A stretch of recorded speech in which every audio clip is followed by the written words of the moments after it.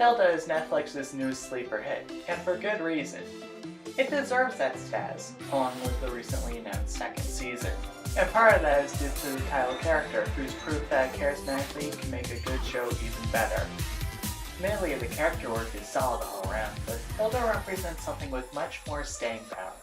Specifically, the twin values of confidence and acceptance. Yet on the surface level, Hilda the character seems a little unimpressive. There are no shortage of energetic girls in fiction. There are no shortage of characters who feel more at home in the country than they do in the city. In a certain way, and given recent trends, she seems like a ripoff of Mabel from Gravity Falls. I'm unappreciated in my time. But what makes her stand out is an idea that is gaining more traction lately. Simply taking life as it comes. She still wants to go out and have adventures, but this is a world where the fantastical is not only commonplace, but flat out mundane. So, some of her most prominent character beats are when she recognizes that she needs to stop playing around and help out someone who needs assistance. A solid example of this dynamic is with the troll rock in the first episode. She finds it out in the woods with her deer fox that acts like a dog named Twig, and she still wants to draw in spite of the danger it poses when it comes alive at night. Even as they tie a bell around its nose, Hilda just stays a little too long.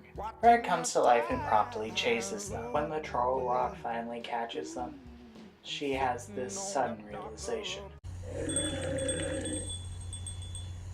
Twig, I think he's in distress. Hold on, Mr. Troll. It's okay.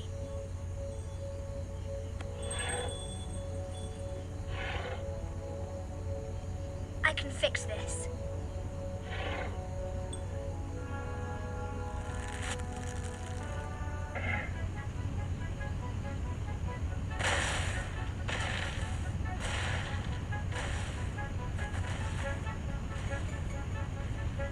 Wow, that was pretty traumatic. That's how she operates throughout the season. She has spirit, yes, but she has overconfidence and tends to overextend herself. Nonetheless, she dives headfirst into the conflicts that surround her. These range from other kids throwing rocks at some birds, to a group of tiny elves serving her and her mom an eviction notice, and then throwing rocks. But a major part of her character growth is realizing that not only she can be herself, but knowing that other people have their own reasons for doing what they do. The fact that she subtly knows this is what makes her stand out compared to other characters of her type. You know, like, Hilda knows how to handle stuff. Like, life can get crazy sometimes, but she's just chill. Like, just because the show is chill. Like, I mean, it's all good. I mean, everything's fine, and I mean, what was I about to say? No, it's not like that.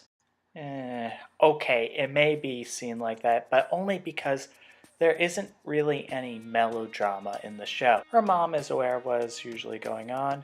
There are other adults who help out when it comes to the supernatural, and she has new friends in David and Frida who lend a helping hand every now and then. In fact, the most dramatic conflict in the show seems to be the narrowly avoiding a falling out with Frida over helping her clean her room. Other than that, her character arc seems to revolve around her adventurous spirit and the problems at hand. Then again, the notability of these features can be attributed to a cultural divide, because if one didn't notice the accents already, Hilda is a British show. As such, it's a lot less action-packed than most American cartoons, and the humor is a lot less random. Some of it can be reflected in the casting, as Hilda's voice actress also plays Lyanna Mormont in Game of Thrones. Other times, the real-world references are more metaphorical and allegorical. The weather spirits are constantly acting out a YouTube comment section. The elves are like civil servants that got their funding cut again. And also there's sometimes jokes about how life can just deal you a bad hand. For most outside viewers, that's not going to be something they notice until an action scene happens or somebody brings up tea.